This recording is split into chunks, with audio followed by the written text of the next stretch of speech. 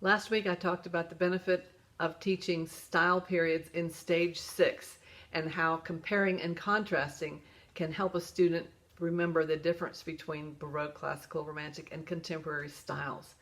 Today I'd like to delve into that idea just a little bit and give you some concrete examples of the kinds of things that I'm teaching my students at this level.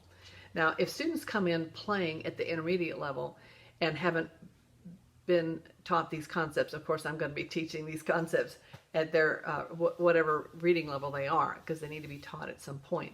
These are things that I did not know as a high school student, and I really think is beneficial. You know, I don't think students need to know as much as you do when you graduate with a music degree, but I think understanding some of the basics is really helpful and goes a long ways toward developing an independent musician.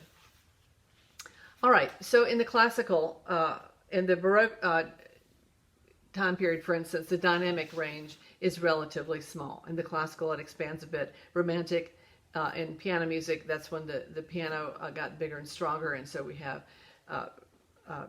pieces that are fortissimo and pianissimo.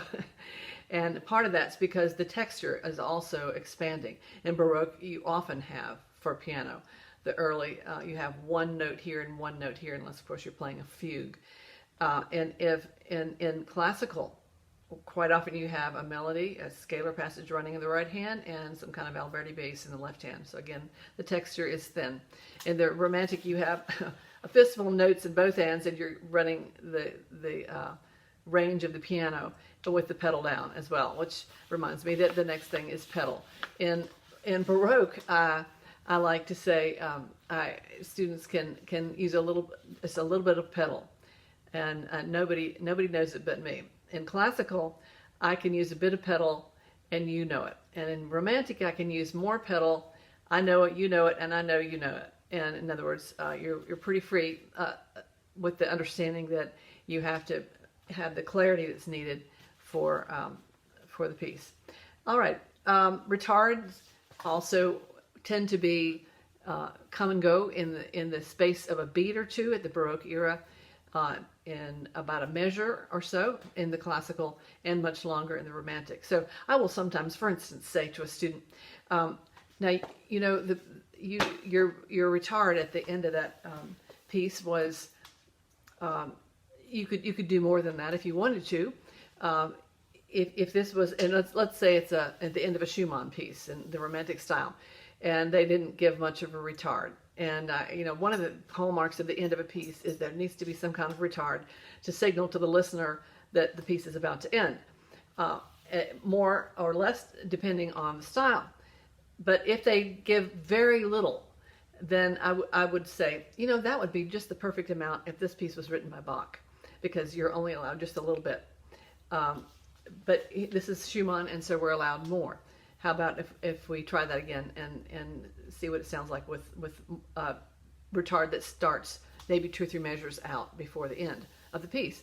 And you know, by contrast, if they give me a Romantic retard in a Bach piece, then I'll say, you know, that would be great for Schumann, but for Baroque here, we're allowed just a little bit at the very end, enough to let the listener know of the form that's the end of the piece, but not enough to be out of the range of what's acceptable in the style. And I will often say, you know, this is in the range of what's acceptable. Yours is over here or in the middle. You know, just so they know, because I want them to have a growing confidence that what they're doing is not only the right notes, or not only are the right notes and rhythm, but is stylistically correct. And grooming them to be an independent musician who happens to play the piano. And before I finish, I just want to mention that my book, Quick Tips for Piano Teachers, a practical handbook for teaching musicianship and musical independence, has a section in here on style considerations. And I have this nice little chart here delineating those things that I just mentioned to you. So you might want to get your hands on a copy of this. This is chock full of things on a variety of topics that are given to you, bullet style, very easy to pick up and read a little bit and put it down and pick it up again another time. So hope that's helpful for you today.